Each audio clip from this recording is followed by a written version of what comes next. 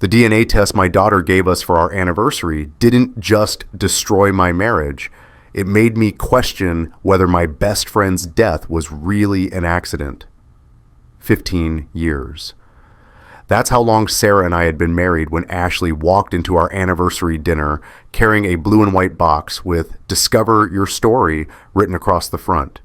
She was 17, my daughter from my first marriage, and she had that nervous, excited energy of someone who thinks they've found the perfect gift. Dad, Mom Sarah, I know you guys always talk about family history. She set the box on the table between us, 4 DNA ancestry test kits. I got one for each of us, even Aunt Amanda and Lily.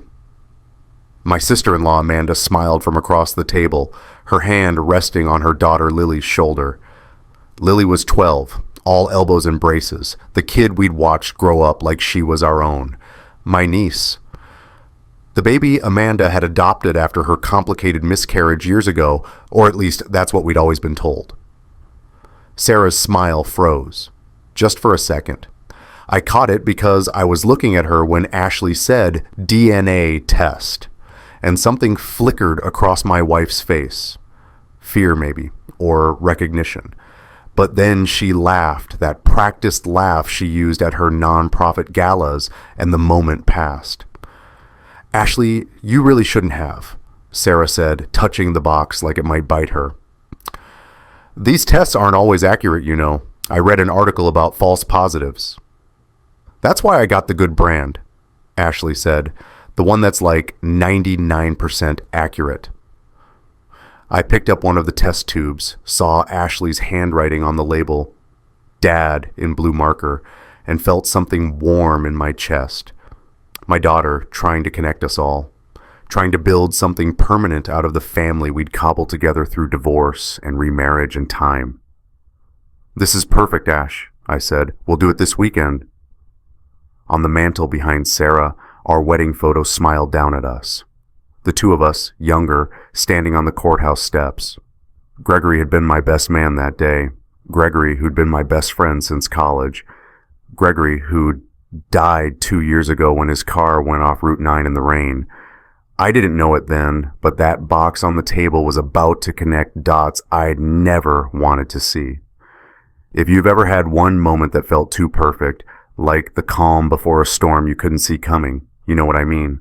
Sometimes we know something's wrong before we know why. We mailed the test kits on a Tuesday.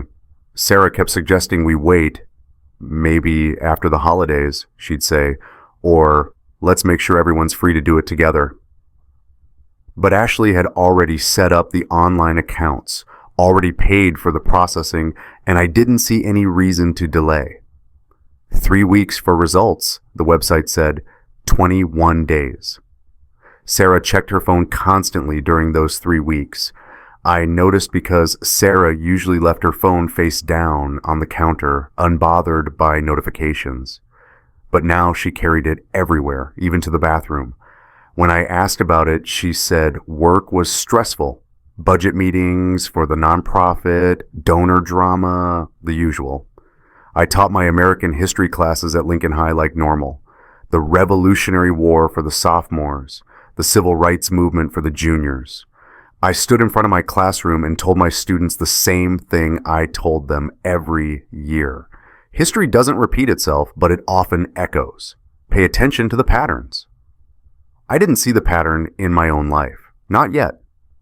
Ashley got her results first. 98% Northern European, 2% Scandinavian. She posted about it on social media, excited about the Swedish ancestry she hadn't known about. Then Amanda's results came through, similar percentages, which made sense since she and Sarah were sisters. Then mine arrived. I was in my car in the school parking lot, end of the school day, when the email notification appeared on my phone. Christopher, your DNA results are ready. I clicked the link, waited for the page to load. The ancestry breakdown appeared first. British Isles, Western Europe, nothing surprising. But then the site did that thing where it shows you DNA relatives, other people in the system who share your genetic markers. The list loaded. Ashley Blake, 50% DNA shared, relationship, parent-child. That made sense. She was my daughter. But then, right below her name, Lily Blake. 50% DNA shared, relationship, parent-child. I stared at the screen, refreshed the page. The words didn't change. Parent-child. Probability, 99.98%. My niece, Amanda's daughter, the girl I'd taken to father-daughter dances at her school when Amanda's ex-husband had bailed, the kid who called me Uncle Chris, was my daughter. My ears started ringing. That's the only way I can describe it. Like standing too close to speakers at a concert, that hollow pressure that makes your skull feel too small. I drove home on autopilot. Sarah's car was in the driveway. So was Amanda's. They were having coffee in the kitchen when I walked in, and the conversation stopped the second they saw my face. "Chris?" Sarah stood up. "What's wrong?" I set my phone on the counter, the DNA results still glowing on the screen. "The test came back," I said. Sarah went pale, actually pale like someone had pulled a drain plug, and all the color rushed out of her face. Amanda looked at the phone, looked at me. "I don't understand." "The DNA test," I said slowly, "says Lily is my daughter." "That's impossible," Amanda said, but she was looking at Sarah when she said it. "Sarah, that's impossible, right? Tell him it's a lab error." Sarah picked up her own phone. Wouldn't meet my eyes. "It's a lab error. It has to be. Chris, call them. These companies make mistakes all the time." 50% DNA match, I said. Parent-child relationship. Those aren't margins of error, Sarah. Ashley appeared in the doorway, home from her after-school job. She looked between the three of us, me standing rigid by the counter, Sarah gripping her phone like a weapon, Amanda halfway to the door. "What's going on?" Ashley asked. I couldn't say it. Couldn't make the words come out in front of my daughter. Sarah finally looked at me, and in her eyes I saw it. Guilt. Confirmation. The truth she'd been carrying for 12 years. "When exactly did you have your miscarriage, Sarah?" My voice sounded foreign to my own ears. "Because Lily was born in March 2014. 9 months before that is June 2013. And I was here. We were trying for a baby. You told me you had a miscarriage in April." "Chris, please. Where did Lily come from?" Amanda made a sound like a wounded animal and left. Just walked out the door. Sarah stood there, her mouth opening and closing, searching for another lie to tell. Ashley's voice was small behind me. "Dad?" I picked up my phone, picked up my keys. "I need to go," I said. Sarah reached for me. "Chris, let me explain." But I was already leaving, because if I stayed, if I listened to whatever explanation she was building, I might believe her. And I couldn't afford to believe her anymore. Not a lab error, not a coincidence, not something I could unhear. I drove to the county records office, parked in their lot until my hands stopped shaking enough to go inside. The clerk was a woman in her 60s who looked like she'd seen everything. I asked for birth certificates, public records, she explained, as long as I had the right information. "Lily Blake," I said, "born March 18th, 2014. She typed, waited, printed. The certificate listed Amanda Blake as the mother. Father unknown. "Is there an adoption record attached to this?" I asked, more typing. "Yes, private adoption, finalized June 2014. Birth mother's name sealed." I stared at the date. June 2014, 3 months after Lily was born. My wife had told me she'd had a miscarriage in April 2013, but somehow my DNA was in a child born almost a year later, a child my sister-in-law claimed to have adopted. The math didn't work unless someone was lying. I pulled out my phone, scrolled back through my photos, found one from May 2013, Gregory's birthday party at our old house, before we'd moved to the bigger place, before Sarah's nonprofit job, back when we were still struggling to pay the mortgage. There was Sarah in the photo standing by the grill, wearing a loose summer dress, and if I looked close, really close, there was the slightest curve to her stomach. Gregory was in the background of that photo, not looking at the camera, looking at Sarah, my best friend, my wife. May 2013. I went to the hospital next. Sarah had told me she'd had an outpatient procedure, a D&C after the miscarriage. Simple, she'd said, in and out in a few hours. I convinced the records clerk I needed copies for insurance purposes. It took 2 hours and 3 different supervisors, but eventually they printed the discharge papers. Outpatient visit, April 12, 2013. Diagnosis, threatened miscarriage. Treatment, observation. Notes, patient declined procedure. Symptoms resolved. Follow-up in 2 weeks. Declined procedure. Symptoms resolved. She never had a miscarriage. She'd gone to the hospital with bleeding, left when they told her the pregnancy might be fine, and then what? Hid it? Given birth in secret? Handed the baby to her sister? I sat in my car in the hospital parking lot with those papers in my lap and tried to piece together a timeline that made sense. April 2013, Sarah goes to hospital, tells me she miscarried. May 2013, photo shows her with a baby bump at Gregory's party. March 2014, Lily is born, birth certificate lists Amanda as mother. June 2014, Amanda files adoption papers. And somewhere in that timeline, my best friend Gregory was looking at my wife like she held the secrets to the universe. I called Amanda. She didn't answer. Texted her, "We need to talk, now." Her response came 10 minutes later. "I can't. I'm sorry. Ask Sarah." I sat there until the sun started setting, until the parking lot emptied of everyone except the overnight shift nurses. And then I drove home. But I didn't go inside. I went to the garage, to the boxes in the back corner that I'd been meaning to sort through for 2 years. The boxes Karen, Gregory's widow, had given me after the funeral. "Take something," she'd said. "He would have wanted you to have something." I'd taken his old camping gear, some books, a box of random stuff from his car, things the police had recovered from the accident scene, things I'd never had the heart to look through. I found the box now, opened it. Gregory's phone was at the bottom, an iPhone 4S with a cracked screen. The screen was shattered, spiderwebbing from the top right corner, and there were water stains visible under the glass. The home button was stuck. I plugged it in. Didn't expect it to work. The screen flickered, the Apple logo appeared, and then the phone turned on. I scrolled through his messages. Most were corrupted, years of water damage eating away the data, but some had survived. Text between Gregory and someone saved as C, me, presumably. "Greg, dinner next week?" C, "You're buying normal stuff, friend stuff." But then I found a draft message, never sent, dated October 24th, 2013, the day before Gregory died. "Chris, we need to talk about Lily. I'm sorry. I'm so sorry. There's something you don't know, and I can't live with it anymore. Call me." The phone slipped from my hands. Gregory knew. Whatever secret Sarah had been keeping, whatever lie had turned my niece into my daughter, Gregory had known about it. And he'd been about to tell me the day before his car went off the road in the rain. I spent that night in a hotel. Couldn't go back inside the house. Couldn't look at Sarah without seeing 12 years of lies stacked behind her eyes. The next morning, I took Gregory's phone to a repair shop on the east side of town, the kind of place with handwritten signs in the window and a kid who looked barely 20 working the counter. "Can you recover data from this?" I asked, setting the phone on the counter. He picked it up, turned it over.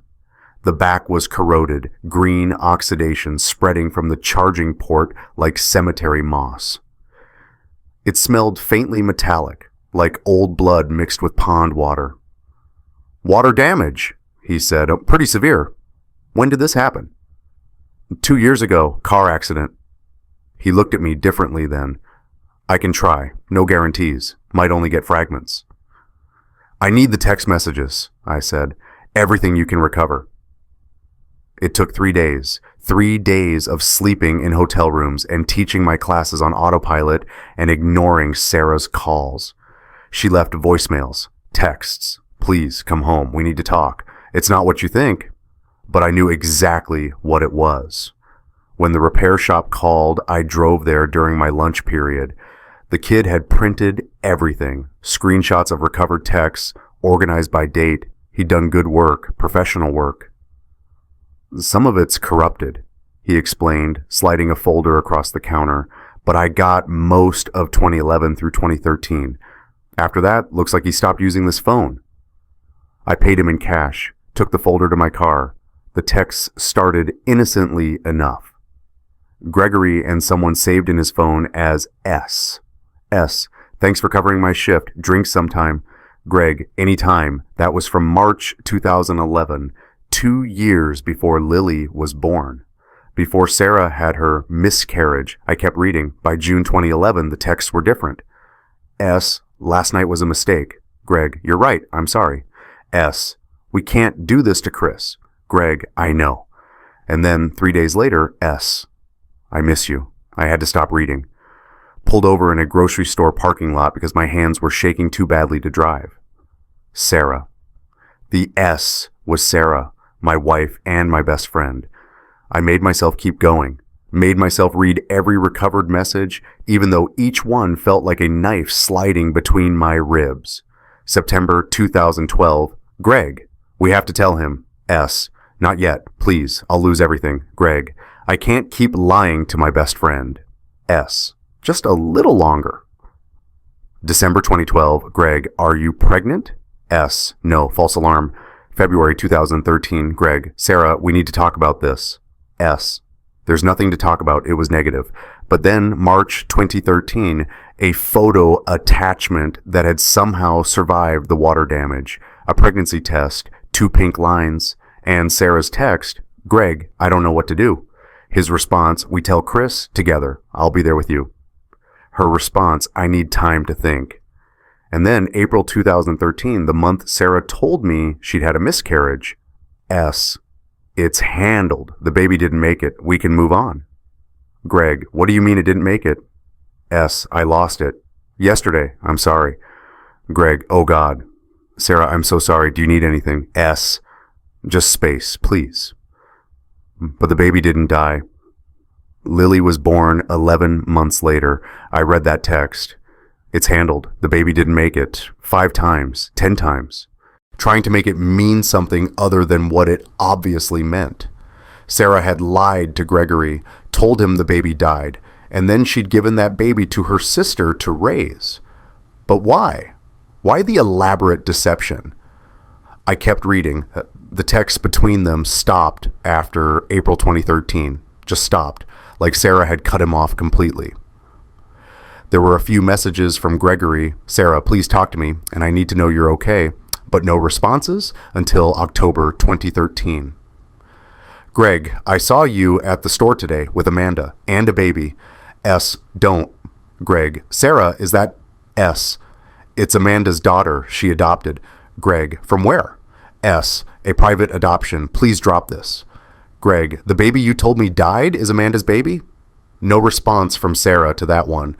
And then October 24th, 2013, the day before Gregory died, that unsent draft I'd seen the night before. Chris, we need to talk about Lily. I'm sorry. I'm so sorry. There's something you don't know, and I can't live with it anymore. Call me. He'd figured it out, realized Sarah had lied about the miscarriage, and he'd been about to tell me. 24 hours later, his car went off the road. I drove to Amanda's apartment. Didn't call first, just showed up and knocked until she answered. She looked like she hadn't slept, still wearing yesterday's clothes, hair pulled back in a messy knot. Chris, I can't... How much did she pay you? I asked. Amanda's face crumpled. She stepped back, letting me inside. Her apartment was small, neat, full of Lily's school projects and drawings. On the fridge, a stick figure family. Amanda, Lily, and a man who I guessed was Amanda's ex-husband, the husband who divorced her 2 years ago. $50,000, Amanda said quietly. She sat on the couch, pulled her knees to her chest. Sarah paid me $50,000 in 2013. To take Lily. To save the family. Amanda's voice broke. That's what she said. That telling you would destroy everything. Your marriage, your job, your reputation. She said she was protecting you. By lying to me for 12 years. I had a miscarriage, Amanda said. A real one, April 2013. I was 18 weeks along. Sarah was there at the hospital with me when it happened. And a month later, she came to me with this plan. She said she was pregnant, that it was a mistake, that she couldn't keep it. She asked me to take the baby, to raise her as my own. And you said yes for $50,000. Amanda flinched. I said yes because I just lost my baby. Because Sarah said you could never know, because I thought I was helping. She wiped her eyes. I thought I was giving you both an out. Sarah could pretend the miscarriage happened. You'd never have to know about the affair. And I'd get the daughter I just lost. Where did Sarah get $50,000? I asked. We were broke in 2013, barely making mortgage payments. She said Gregory gave it to her. Guilt money, she called it. Gregory, of course. Your ex-husband, I said. He figured it out? Amanda nodded. He found Lily's birth records when we were applying for her passport, saw the dates didn't match what I'd told him. That's when everything fell apart. She pulled a folder from the side table, handed it to me. Divorce papers. I flipped through them. Found the section her ex-husband's lawyer had highlighted. Petitioner cites fraud as grounds for dissolution. Respondent misrepresented child's origin, creating marriage under false pretenses. DNA testing confirmed child is not biologically related to either party. He had Lily tested? I asked. He thought she was mine biologically. When the results came back showing she wasn't, not his, not mine, he lost it. Wanted to know where I'd gotten her, if I'd stolen her. Amanda's voice went hollow. I had to tell him the truth about Sarah, about the money, about all of it. And he divorced you. He said he'd married a liar. She laughed, bitter. He was right. I looked at the divorce decree date. 2019, 2 years after Gregory died. Have you ever looked back at your life and seen the moment everything started falling apart? The single thread that, when pulled, unraveled the whole thing. For Amanda, it was saying yes to Sarah's money. For me, it was marrying someone I never really knew.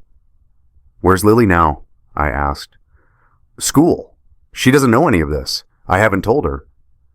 She knows something's wrong, I said. My kids always do. Amanda looked at me sharply. What do you mean? I need you to do something, I said. I need you to release Lily's therapy records. It took a court order. Amanda's consent wasn't enough. Patient privacy laws required a judge to sign off. But Amanda's lawyer filed the motion citing child's best interest in custody determination, and 3 days later I had 50 pages of clinical notes. I read them in my classroom after school. Door locked, lights off, just me and the therapist's careful handwriting. Session 4, patient age 8. Lily asked why she doesn't look like her mother. Mother Amanda became defensive, changed subject. Session 12, patient age 10. Lily drew family tree during art therapy exercise. Above her own name, drew question marks. When asked about it, said, I don't know where I come from. Session 18, patient age 11. Lily states, I love my mom, but sometimes I feel like I don't belong. Discussed feelings of displacement, identity, confusion. Session 23, patient age 12. Lily mentioned Uncle Chris teaches history, said, he tells his students to pay attention to patterns. I think there's a pattern in my family, but nobody will tell me what it is. I had to stop reading, put my head down on my desk and just breathe. She knew. My 12-year-old daughter knew something was wrong with her story, had known for years, and everyone around her had kept lying. There was a note at the bottom of the most recent session, dated 2 weeks ago. Therapist recommendation, family therapy, essential. Patient experiencing increased anxiety around identity questions. Without resolution, risk of long-term attachment issues, depression. Patient needs truth, delivered age appropriately, with support system in place. The therapist had known Lily needed answers, and now she was going to get them. 2 days after I read those notes, Karen Mitchell appeared at my door. Gregory's widow. I hadn't seen her since the funeral, hadn't known what to say to the woman whose husband had been sleeping with my wife. Though I didn't think she knew that part, nobody knew that part except Sarah, Gregory, Amanda, and me. "Christopher," she said. She was holding a cardboard box. "I found some of Gregory's things in the attic. I thought you might want them." She looked older than I remembered. Grief does that. Wears the edges off people until they're softer, smaller. "You didn't have to do that," I said. "I know." She set the box down in my entryway. "But he loved you. You were his best friend. And I think he'd want you to have this." I looked in the box. Books, mostly. A pocket watch I recognized from college. And at the bottom, a leather journal with a university logo embossed on the cover. The school where Gregory and I had met freshman year. "I found that cleaning out the attic," Karen said. "I didn't read much of it. Felt like invading his privacy. But there's a bookmark near the end. I think he was writing in it regularly, right before he died." My hands felt cold. "Karen, I should go," she said quickly. "I just wanted you to have something. Gregory always said you were the brother he chose." She left before I could respond. I took the box inside, sat at the kitchen table. Sarah was at work, thank God, and opened the journal. Gregory's handwriting, familiar, slightly slanted. The journal entries started in 2011. Mundane stuff at first. Work complaints, weekend plans, a fishing trip he'd taken. And then, June 2011, "I did something I can't take back. I ruined everything." I kept reading. August 2011, "I tried to end it. She says she can't. I don't know what to do."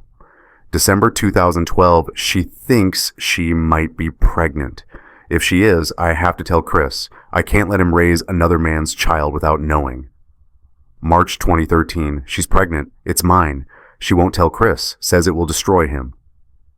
April 2013, "She says she lost the baby."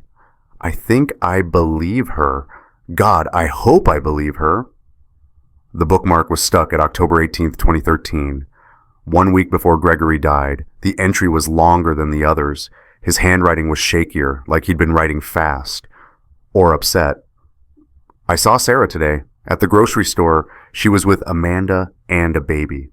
A baby who looked about 6 months old. A baby who had my eyes. She lied to me. She told me she miscarried, but the baby's alive. She gave it to Amanda. Told Amanda God knows what story. But I saw that baby's face, and I knew. Lily, that's what Amanda called her. Lily. I called Sarah tonight. She denied everything. Said Amanda adopted. Said it's none of my business. Said I need to drop it. But I can't drop it. That baby is mine. And Chris deserves to know. I'm telling him Saturday. October 26th, I'm going to his house and I'm telling him everything. About the affair. About Lily. About all of it. Even if it costs me everything. Even if he never speaks to me again. Even if Karen leaves me. Chris deserves the truth. The next page was blank. Gregory died on Friday, October 25th. 1 day before he was supposed to tell me. I drove to the police station, asked for Detective Morgan, the woman who'd handled Gregory's accident investigation 2 years ago. She remembered me. "Mr. Blake, what can I do for you?" I put the journal on her desk, put Gregory's phone next to it, put the recovered text messages beside that. "I need you to reopen my friend's case," I said. She looked at the materials, looked at me. "This is about Gregory Mitchell, the single vehicle accident from 2013? "I don't think it was an accident." Detective Morgan picked up the journal, read the last entry.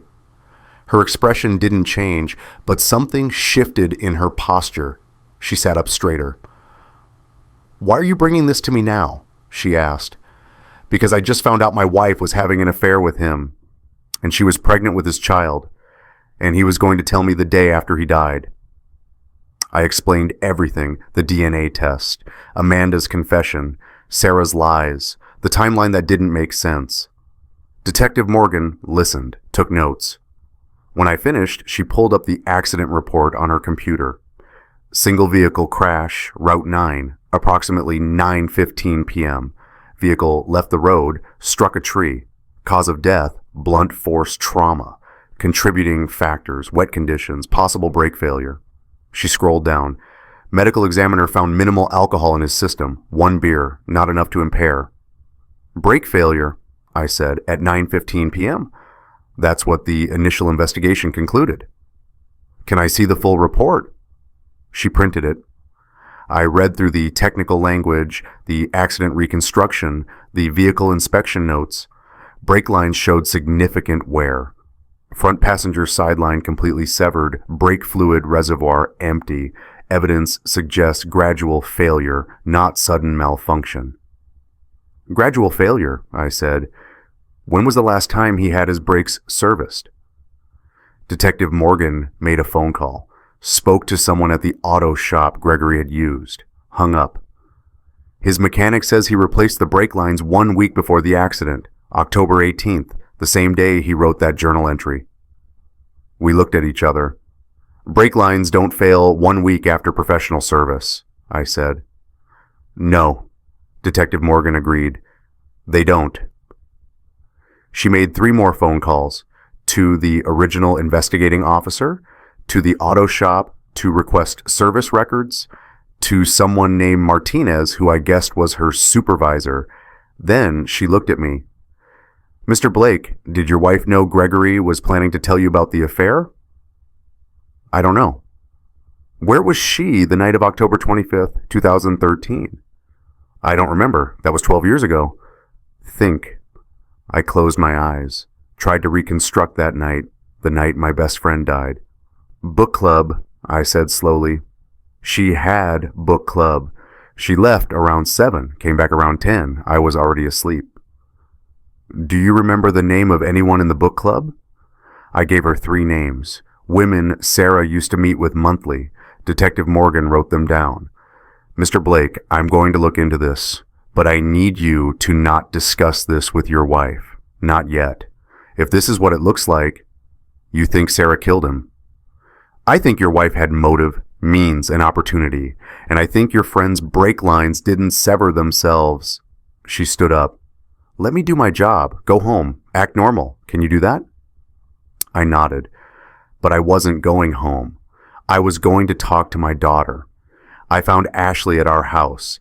My house, technically, though Sarah was still living there while we figured out the separation. Ashley was in her room, doing homework. Dad?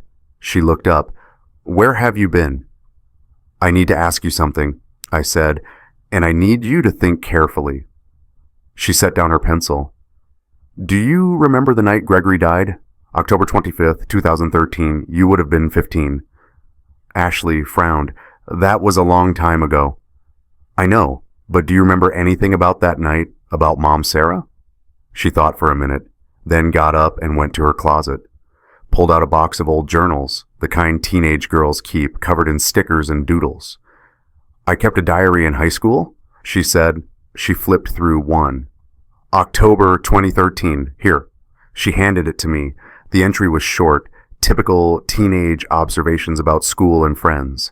But at the bottom, Mom Sarah got a weird phone call tonight around 8. She went to the garage and was out there for like 20 minutes. When she came back in, her hands were shaking and she smelled like oil. I asked if she was okay and she just said fine, but she wasn't fine. She looked scared. I read it 3 times. I didn't think anything of it at the time, Ashley said quietly. But Dad, that was the night Gregory died, wasn't it? Yeah, I said, it was.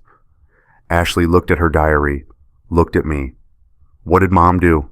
Detective Morgan called me that night. I contacted the women from your wife's book club, she said. 2 of them don't remember Sarah being there that night. The third said she was pretty sure Sarah hadn't come to book club that October, that Sarah had stopped attending in September. So she lied about where she was. I also subpoenaed your wife's phone records from 2013. Sarah made a call at 8:47 p.m. on October 25th to a number that was purchased that morning at a convenience store. A burner phone, used once, never used again. My throat felt tight. What time did Gregory's accident happen? 9:15 p.m., 28 minutes after that call. What about Sarah's credit card records? I'm working on the subpoena, but Chris... She paused. I pulled the evidence logs from the original accident investigation. Gregory's car was towed to an impound lot. It's still there. We're going to have a forensic mechanic examine those brake lines. And if they find something, then we move forward with a criminal investigation. I hung up, sat in my hotel room, and stared at the wall. My wife hadn't just cheated on me, hadn't just lied about our daughter, hadn't just destroyed my friendship with Gregory. She might have killed him, and if she had, it was because he'd tried to tell me the truth. The forensic mechanic found it 3 days later. Detective Morgan called me at school. I was in the middle of teaching the Boston Tea Act when my phone buzzed. I ignored it, but it kept buzzing. So I excused myself, stepped into the hallway. The brake line was cut, Detective Morgan said without preamble. Not worn, cut, partially severed in a way that would allow the car to operate normally for a short period, then fail completely once the fluid drained. Whoever did it knew exactly what they were doing. I leaned against the wall. Students' voices filtered through the classroom door behind me. We also got Sarah's credit card records, she continued. October 23rd, 2013, AutoZone, $37.82. Purchase, brake fluid. 2 days before the accident. 2 days before she called that burner phone, which was purchased the same day as the brake fluid from a convenience store 3 blocks from your house. Security footage from the store is long gone, but the transaction record exists. Cash purchase, 2:17 p.m. You think she called Gregory from the burner phone, I said, told him something that made him drive somewhere, and when he got in his car, the brakes failed exactly when she knew they would. I thought about Sarah's father, the man who'd owned a garage for 30 years before he retired. The man who taught Sarah how to change oil, rotate tires, replace brake pads. The man who taught her exactly how a brake system worked. Can you prove it? I asked. I can prove the brake line was deliberately severed. I can prove she purchased brake fluid 2 days before. I can prove she called an untraceable number 28 minutes before the crash. I can prove she lied about her alibi. Detective Morgan paused. What I can't prove is that she's the one who cut the line. There's no DNA, no fingerprints, no witnesses. This is 12 years old, Chris. Evidence degrades. So she gets away with it. Criminally, maybe. The DA will decide if there's enough for charges. But Karen Mitchell, Gregory's widow, she has options. Wrongful death, civil suit. Lower burden of proof. Preponderance of evidence instead of beyond reasonable doubt. She knows. I told her this morning. She's filing the lawsuit tomorrow. Gregory's memorial was scheduled for October 25th, 2 years to the day after he died.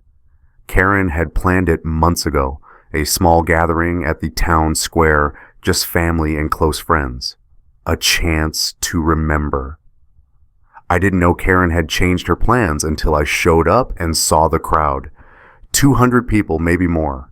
The entire town square filled with folding chairs, a microphone stand on the small stage normally used for summer concerts, news cameras from the local station. Sarah was there, sitting in the back, alone. She saw me and looked away. Karen stood at the microphone. She wore black, her gray hair pulled back, reading glasses on a chain around her neck. She looked calm, composed. Thank you all for coming, she began. Her voice was steady. 2 years ago today, I lost my husband, Gregory Mitchell. Many of you knew him, worked with him, called him friend. I sat in the third row, could see Sarah in my peripheral vision. She was gripping her purse like a lifeline. For 2 years, Karen continued, I've grieved.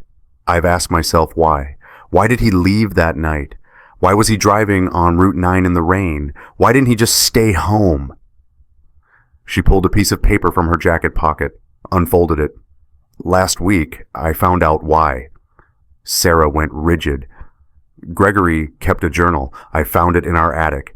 And in that journal, he wrote about a secret he'd been keeping, an affair, with someone he trusted, someone whose husband was his best friend. The crowd shifted, whispers spreading like wind through trees. Karen looked directly at Sarah.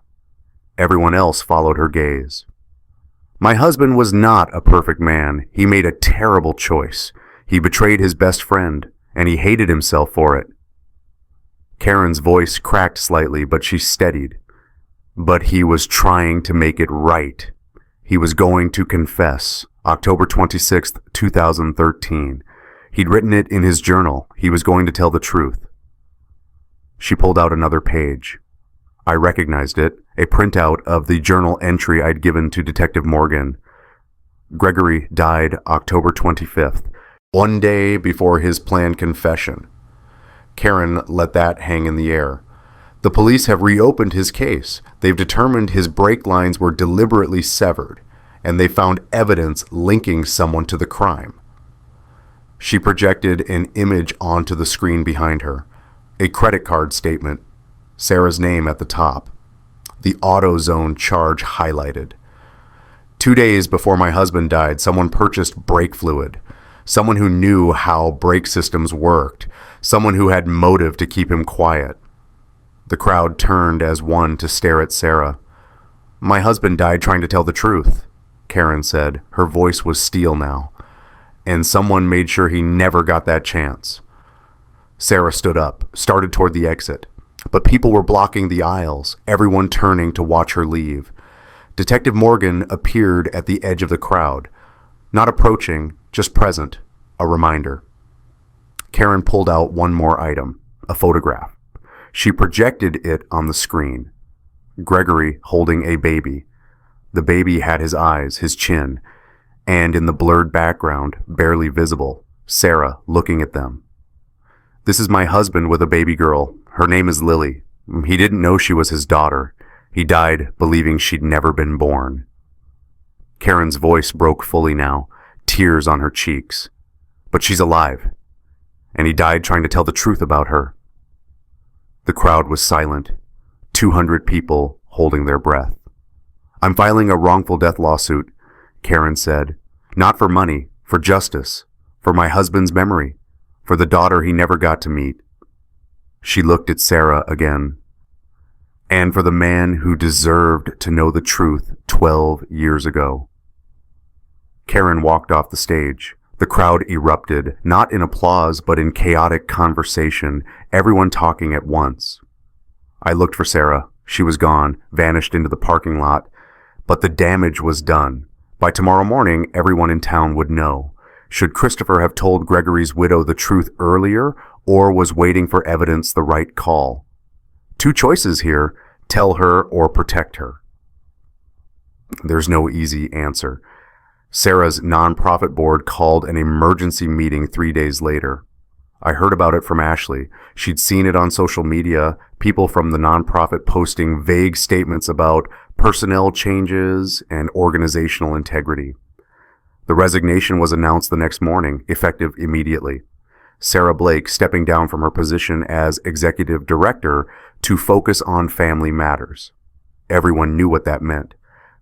I got a call from Sarah's mother that afternoon. Christopher. Her voice was cold. I need you to know that Richard and I stand with you. What Sarah did to you, to that child, to Gregory's memory, it's unforgivable. Mrs. Patterson, we've told her she's not welcome at family functions until she makes this right, and we're not sure she can make this right. A pause. That little girl, Lily, she's your daughter? Yes. Then she's our granddaughter, and we'd like to meet her when you're ready. Sarah's own parents had disowned her. The custody hearing was brief. Amanda relinquished her parental rights without contest. She stood in front of the judge, tears streaming down her face, and said, I want Lily to know her real father. I want her to have the truth. Sarah tried to fight for joint custody. Her lawyer argued that Lily had known Sarah her whole life, that disrupting the relationship would harm the child.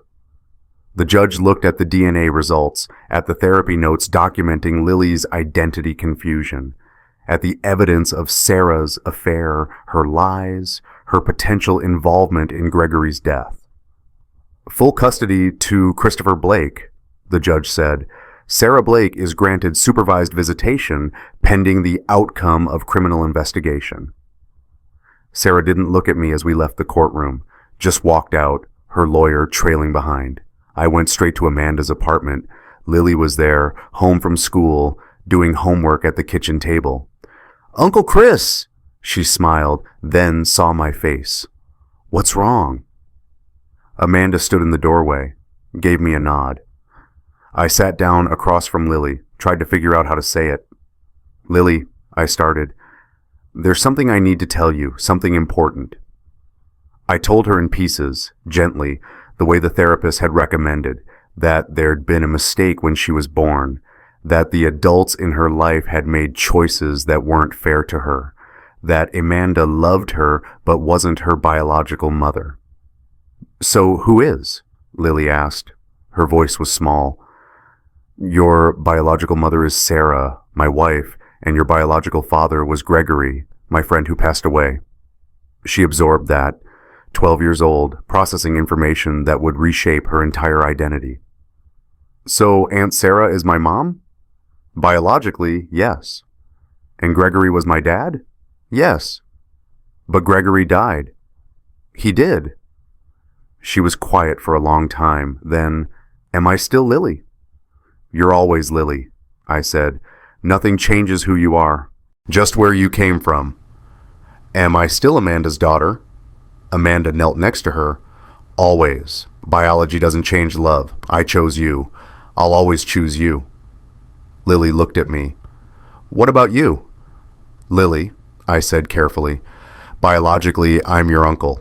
Christopher is your name on the birth certificate that Sarah and Amanda made, but Gregory was my best friend, and you're his daughter, which means you're family to me. You've always been family." "So, what do I call you?" "Whatever feels right," I said. "Uncle Chris, or just Chris, or—" I stopped, couldn't say it. "Or Dad?" she asked quietly. My throat closed up. I managed a nod. "Can I think about it?" she asked. "Take all the time you need." Sarah came to the house one last time to collect her things. I'd already boxed most of it up. Her clothes, her books, the framed photos from the mantle, everything that had made our house feel like ours. She stood in the living room, looking at the boxes, and for the first time since this started, she looked small, defeated. "I didn't want him dead," she said. "I need you to know that." I didn't respond. I called him that night from the burner phone. I told him we needed to talk, that I'd meet him at the old quarry. I knew he'd drive there. She hugged herself. I thought if I tampered with his brakes, he'd have trouble driving. He'd get frustrated, turn around, come home. We'd talk another day. I'd have time to convince him not to tell you. "You cut his brake lines." "I barely cut them. Just enough that they'd leak. I thought he'd notice before anything bad happened." Her voice broke. "I didn't want him to die, Chris. I just wanted more time." "You got 12 years. She flinched. "Gregory wanted to tell me the truth," I said. "He wanted to make it right, and you took that away from him. You took him away from everyone who loved him. You took away his chance to know his daughter." "I know." "Do you?" I stepped closer. Lily spent her whole life feeling like she didn't belong. Therapy notes going back years about identity confusion. She drew question marks over her own name in her family tree. Because she knew Sarah, on some level, she always knew something was wrong, and everyone kept lying to her. I was protecting her. "You were protecting yourself." My voice was flat.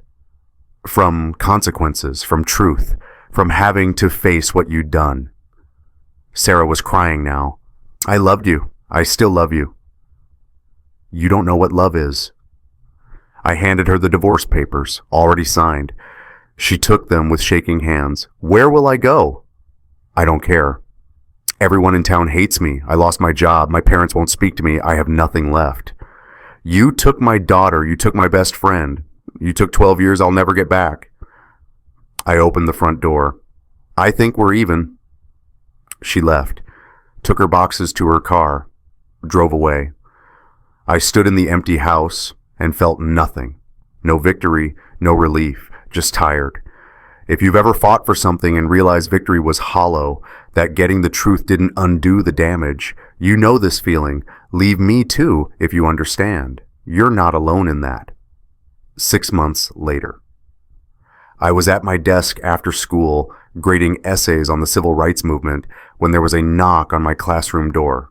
Lily stood there, backpack over one shoulder, holding a poster board. "Hey," I said, "what are you doing here?" "I had to finish my project for social studies. Mrs. Henderson said I could work in your room if you were here." "Sure, come in." She sat at one of the student desks, spread out her project. It was a presentation about family history. I tried not to look, tried to give her privacy, but she turned it toward me. "Mr. Blake," she stopped, corrected herself. "Dad, can I show you something?" The word hit me like a physical thing. Dad. Of course.